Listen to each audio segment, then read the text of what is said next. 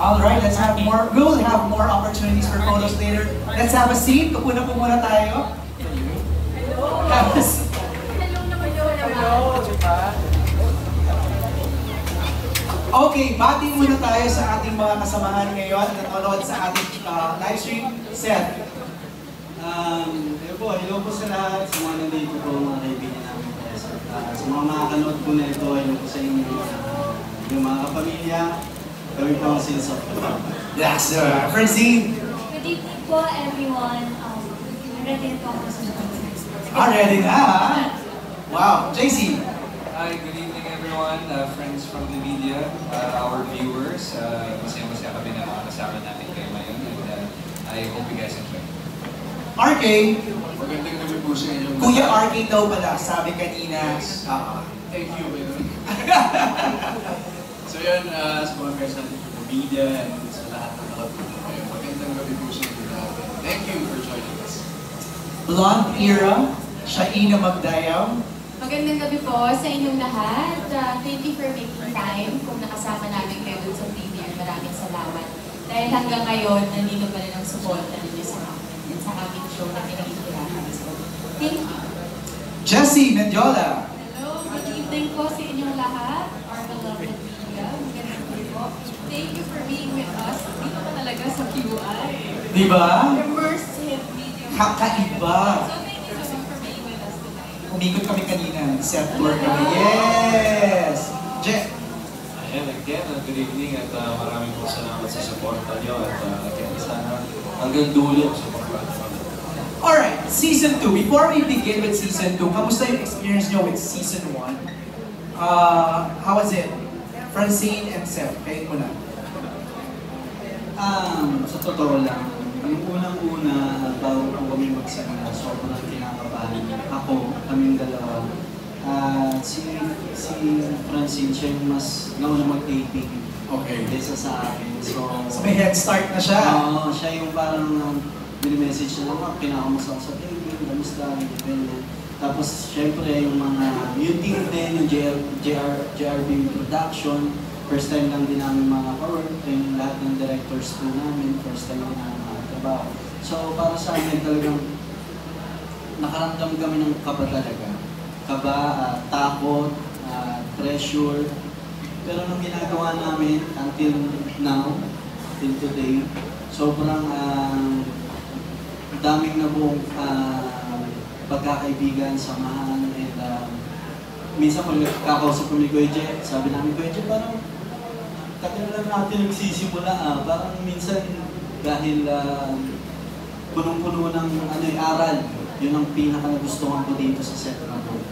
Sobrang aral, alam to ng mga directors namin na sobra kami, sobra kami gahol matuto, kumbaga.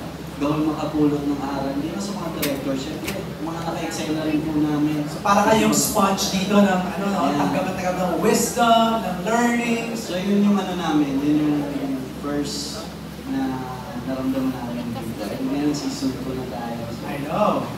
Francine, do you share the same sentiment? Ako po yung talagang pinaka-kinabahan. Kasi kasama po ako sa mga day 1 agad. Kami po nila Tita Lon, silang Kuya Jen. Tapos si Kim, yung pamangkin ko. Dito po masasabi ko na sa season 1, marami po akong natutunan. From our directors, sa mga staff, sa buong production, sila po talaga yung teachers namin dito. Nakikita ko nga po na maraming nakaka-represent at nakaka-recognize ng maturity ng actor namin. And we owe it to JRB production, pinadirect ko talaga. And of course, sa mga crew ng mga co-actors namin. Kasi iba na yung pressure namin pag pinadirect tapos sa kanila pinapagaan nila. Kaya mas nagiging fun yung trabaho. Kasi ano kayo, Jay, tinamit din namin din sa mga directors namin na talagang kinakabahan kami. Talagang and that's okay, di ba? Sobrang as in, na-intimidate kami.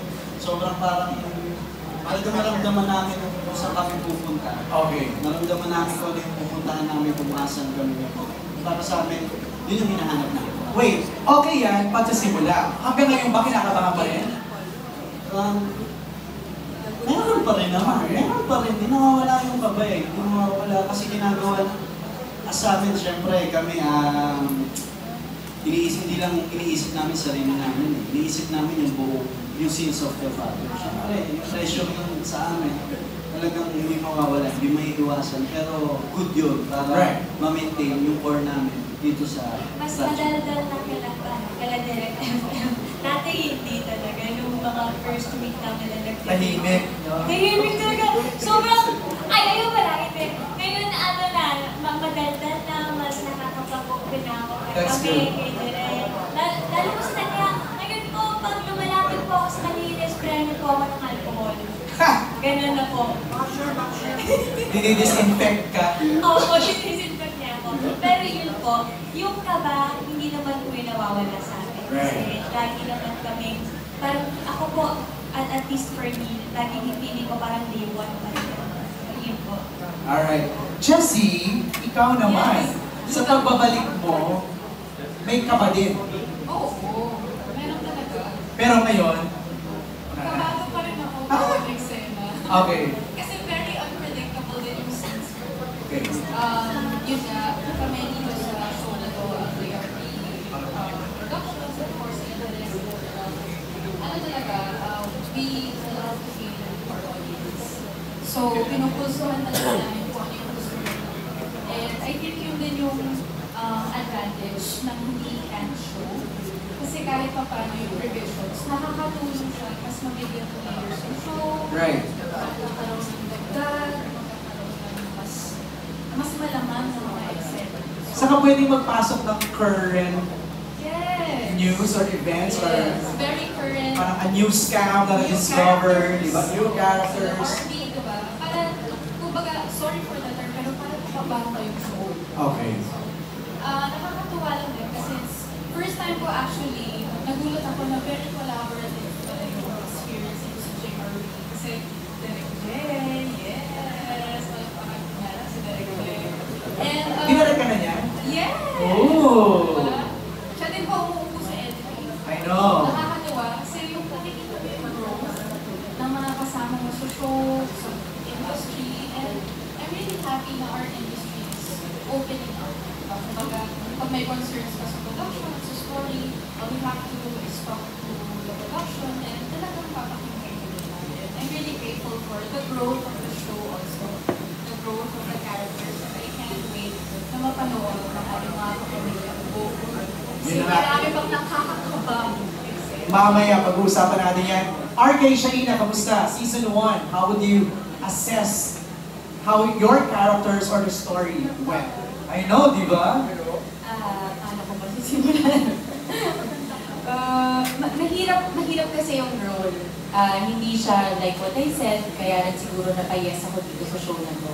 Because isa siyang character na hindi ko pa nagagampanan ever. But also personally, as an actress, natutuwa ako because it's a collaboration sa mga artista na mga nakatrabaho ko na from way back. Like CJ, I think we've grown talaga because the last time na nagkatrabaho kami was years ago for Nathaniel. So, ang tagal-tagal na.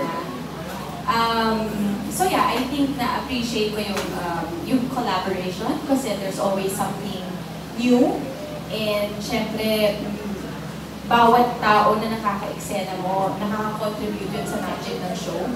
So that's for my role. Pero syempre, to be part of a show that speaks to the audiences, parang feeling ko to our viewers, sobrang importante yun ngayon. So kailangan natin yung mga shows na kagaya nito, na parang siyang advocacy. Right. Diba? Hindi lang siya napakasimple. Entertainment. Yes.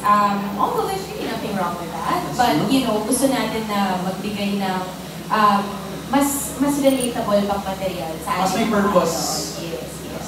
To educate them also, mas lalo na sa mga, yan, right now, yung mga na-scam, and unfortunately, maraming mga krimen na nangyayari pa rin sa ating mundo, not just in the Philippines, na marami pa kaming itatako. Season 2 will actually be more challenging for Attorney Lea kasi parang ngayon pa lang din umiinit ang mga eksena. at ngayon pa lang nag-unfold. So, I'm also just looking forward to collaborating with my co-actors. Mamaya may question ako tungkol dyan, pero mamaya na. Si RK muna. Season 1, how was it for you? Season 1, syempre in every project naman na sisimulan mo, hindi nawawala talaga yung kapay. Kasi ako rin, kakabalik ko lang ng teleserye. Nakakapake. And syempre relationship building yan with your co-actors, it's my first time working with JR Creative Productions. Merong reunion, merong first time na trabaho sa director and artista. So, hinahanap mo lang talaga kung saan ka mag-fit dun sa puzzle.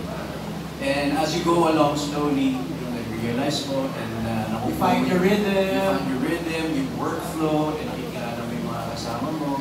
And it's a good feeling na somehow napupunta ka doon sa magandang flow na yun. And that's why we give that bulletproof kasi it has been a blast. Season 1 was challenging but at the same time it's very rewarding. Kasi meron kaming mission eh. Diba? It's sabi nga niya, meron siyang mission to make people aware of these things. And every time pupunta kami sa set, every time may binubuo kaming taping sa isang araw, nandun, yun yung drive namin, motivation namin to make everything better for the audience and for the people that we've dadaanan. So it has been a blast and we're very much looking forward for book 2. Sabi nga ni Joe Diaz kanina, book 2 will be wild. Sabi niya gano'n. JC, kamusta? Season 1. Consistent yung hair, Tough sa maintenance. Parang kayo. Same patient. May salon yung mag-asawa. Book 1, we really started the show really high. Sa mga eksena, sa performances, sa story. Kung napanood niyo from day 1, yung intensity namin, if I could rate it, it's like 9 out of 10. Ganun na siya kataas. And I am honestly kinakabahan para sa book 2 kasi parang ano pa ba yung ibibigay namin. Si Jet, gumawa niya siya ng 1 versus 100. That is so tough. Napakahirap ng ginawa niya ngayon. Para sa book 2, ano pa?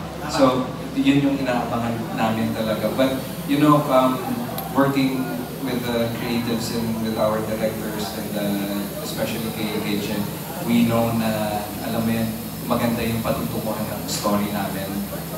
Marami kaming mga tinatakil na very relevant. Pati kami mga actors, we're very interested to do the scenes talaga kasi alam namin na, alam mo yan, makaka-relate talaga yung mga tao dito. As per my character naman, I am totally enjoying my character. Right hand ka ni di ba? Di Kuya Joko. Yeah. I fully embraced my character as the killing machine of Kuya Joko. This is my first time to portray a character like this. Kaya nga very grateful ako sa JRB Creatives and sa mga directors namin for making this happen. Tinulungan nila ako i-mold itong character ko na maging ganito. Happy ako kasi we are all, hindi lang ako, but we are all receiving good feedback sa mga viewers natin. Tuloy-tuloy lang yung excitement na nararamdaman nila for us. So kami naman, ganado talaga kami na alamin ko. Tsaka with Gerald, nagsiset siya ng tone, na really high tone for everyone. Na if this is his performance, kailangan we have to keep it up. Alam mo yan, yun yung challenge for everyone. And sa tingin ko, lahat kami sumusunod talaga sa leadership niya. And that is one thing na alam mo yung kinagandahan sa attitude ni Gerald. Kasi lahat kami na kukuha niya na let's do this all together. We unite, we make this happen. Galingan natin lahat para sa ikagaganda na show. Jen, ang laki kasi ng cast doon. This is the 4th batch na tinawag natin for today. Challenge ba yun sa buong production na ganito kalaki yung mga artistang involved in this project? Challenge? In a way, yes. Kasi syempre kailangan integrate lahat, kailangan buo yung bawat character. And magaling yung team eh. Magaling yung creatives nila. And as an actor, parang ako nasa playground, parang nasa Disneyland. You get to work with actors like this. Everyone's professional, everyone comes ready. Mahal nila yung ginagawa nila, di ba? I've worked with people na they're just there to be there. And I've worked with people like them na talagang passionate at may para sa akin, may passion for the craft, for the work. Sabi ko, ang ganda ng mga sinabi ni JC, but you know, I do try to set the tone. But again, how blessed am I to be able to work with Tito Pip, Slot, with our directors na I don't know. I think may nagawa ko tama sa buhay ko para makarating ako dito sa portion na to. And even the young ones, grabe. Sina Francine, sina Sir. Minsan tinitingnan ko lang sila eh. Kasi syempre, parang 19 years ago, ako yun eh. So, to see yung passion nila, gusto pa nila mag-evolve. Si Francine, medyo sa first week namin, di ba, medyo daring. Pwede ba sabihin medyo daring yung I don't know if nagagawa siya ng ganyan before, but for her to accept that, that's a big challenge para sa kanya. And Seth is also involved in. Yeah, ako naman, as the lead, as the #1 on the call sheet on paper, I just try to set the tone, but everyone's amazing. Okay, season 2, ano mangyayari sa mga characters ninyo? Saan na pupunta without spoiling or giving away too much? Kuya R.A., saan pupunta ang character mo? There's a lot of whys sa character.